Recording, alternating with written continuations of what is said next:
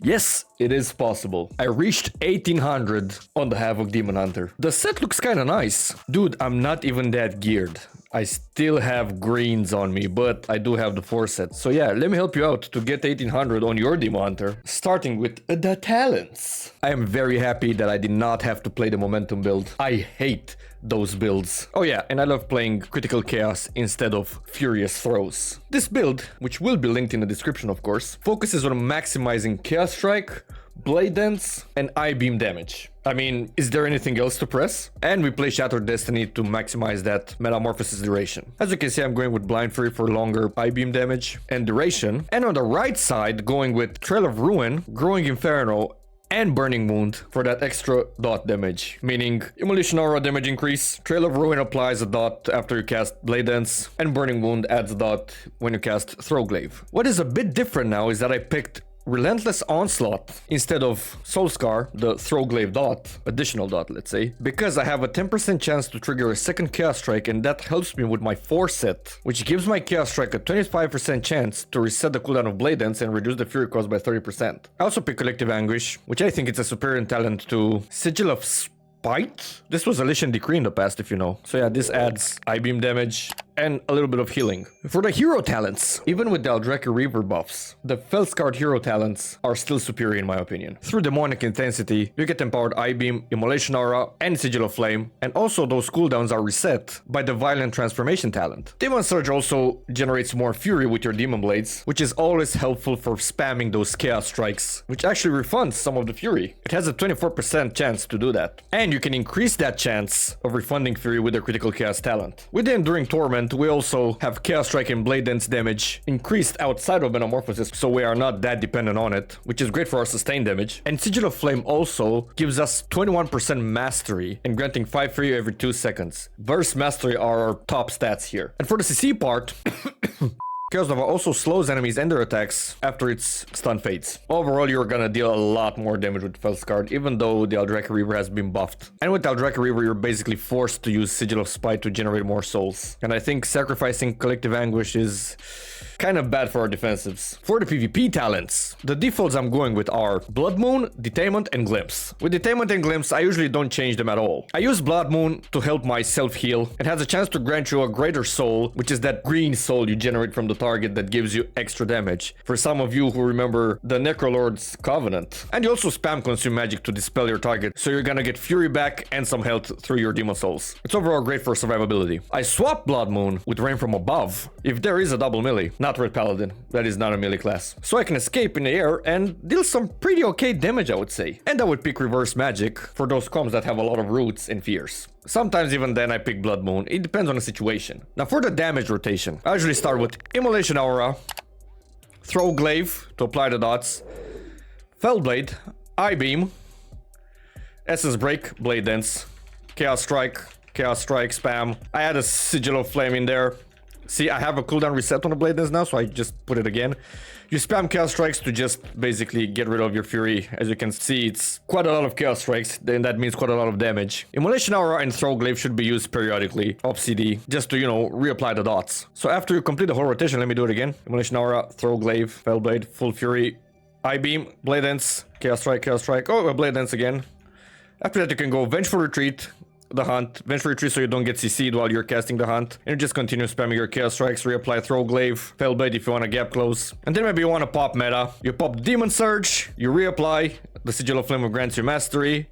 You have Blade Dance, Chaos Strike with that Inner Demon. Another Blade Dance, as you can see, cooldown reset, Throwglaive again. Chaos Strike, Chaos Strike, Chaos Strike, Chaos Strike forever. If you lose a little bit of health, throw a Consume Magic in there. See Fellblade again. If you're lucky enough, you can pick another Demon Surge, which is your basically your I-Beam in your Metamorphosis. When you actually use the Metamorphosis ability, which is basically an improved I-Beam. You can reapply the dots, and you can see how long my Metamorphosis was. Now I'm out of the form. And out of the form, I also have Agility increased by 8%, which is our primary stat. Usually if I want to kill off a target and there's a double melee, for example, I also use Vengeful Retreat with the Glimpse talent to get myself in the Rain from Above and go to the sky peacefully while I'm dealing damage. Because sometimes when you pick rain from above, you could get gripped by a DK, so your rain from above effect will be almost useless. If you feel like you have enough fury, Fellblade is optional in the rotation. For defensives, not much to say here since we have the exact same defensives for 3 expansions in a row. We have Blur for reduced damage. Make sure you use it sometimes before you get damaged by some big CD. Don't get smashed and then Blur. You know, don't eat that damage. Put it down. As a race, Night Elf is also superior to Blood Elf because you have the Shadow Meld ability, which helps you become untargetable because you're going into stealth, and it invalidates damage from big casts such as Chaos Bolt. So if there's a Warlock casting Chaos Bolt and you Shadow Meld, you can see the bolt coming towards you, but you're gonna receive no damage. If you're in big danger, then press Nether Walk. This will make you not be able to attack, but you're gonna be immune to all damage,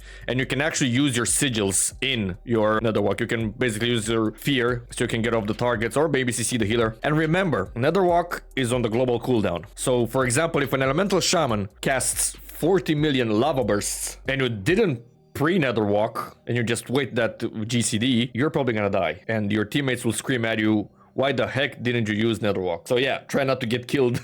And it's good to wait out the healer to use some big CD on you first and then Nether Walk. Don't Nether Walk and get life swapped or something because you're just gonna waste the talent. I mean, you should wait for that. And if the healer is CC, then you press Nether Walk because he can't save you. You also have Darkness, which you should use for yourself, but mostly save it for others too, as it has a chance to avoid all damage from an attack. And it lasts 8 seconds. But most allies run from darkness like it's the Baba Yaga, even though it's a pretty good chance. Teach them not to. For the CCs, you have Failure Option that stuns your target. I usually use this on the healer, just so I can target stun and then I'm gonna go on the DPS. And I'm following that Failure Option with the Sigil of Misery so I can get that full fear duration, you know? And basically wait out the stun DR to expire. And if they trinket, I could go in with Imprison, which with the Detainment talent is basically a Cyclone. Your Hunt also roots the target. I sometimes use this to save an ally from pressure, like those Zug Zug warriors you see charging around. And if I use the Feather Option on the healer and Sigil of Misery, I usually set up the kill with Chaos Nova, so I make sure my target doesn't go away. So when I cast I-Beam,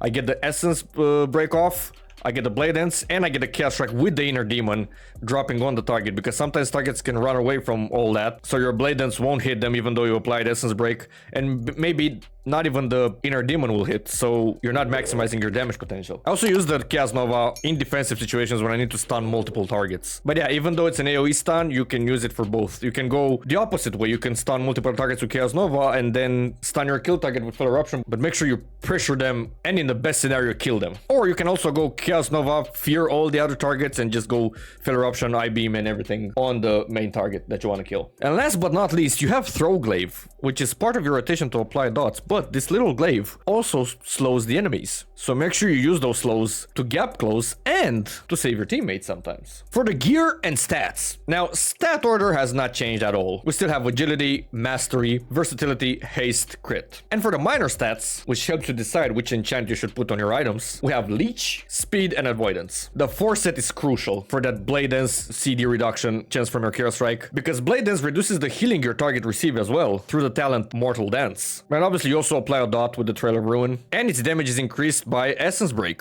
Let's say you somehow have Blade Dance on CD. Let's try this here. So I have it on CD, right? See, the CD was reset, and now I can go I-Beam, Essence Break, Blade Dance, so I can get that full damage. I dealt a million damage there, but you know, dummies don't have versatility. And if you want to use another Blade Dance, you pop Meta, which instantly resets your cooldown on Blade Dance. And you get all the nice Felscard perks from Sigil of Flame, Blade Dance, Chaos Strike, Demon Surge, which is your I-Beam, and so on and so forth. So yeah, make sure you get your Essence Break, Blade Dance combo after I-Beam first, so you can just use Blade Dance again on your Metamorphosis. Or, if you just want to rush to kill a target, you can Essence Break off Meta, Essence Break like this. Let's say I would have Meta on.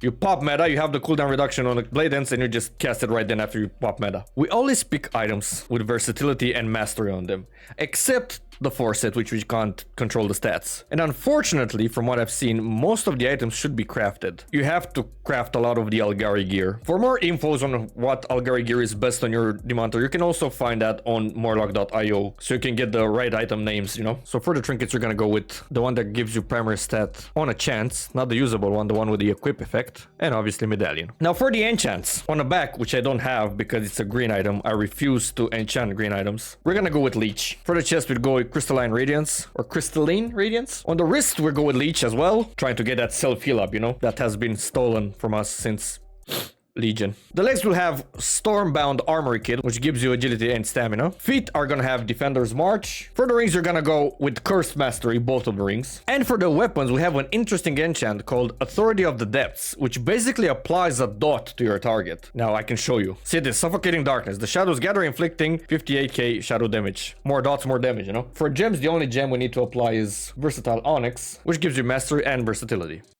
Do not use Rain from Above with casters because they can kill you while you're in the air. Or they can apply dots like a Fiction Warlock, and by the time you get down, your healer won't be able to save you. Oh, and by the way, kick your targets when they cast something big. Kick the healer when he casts some heals. Just kick, man. Your kick ability is Disrupt. And if you interrupt the healer on a healing spell, you don't really need to CC him anymore. Just use your CC on someone else. And after that silence is gone, then you can CC the healer. You don't have to use Vengeful Retreat all the time in the combination with the hunt. You can use Vengeful Retreat each time you think you're gonna be fully CC'd. You see a druid casting Cyclone and you no longer have a medallion. Use it.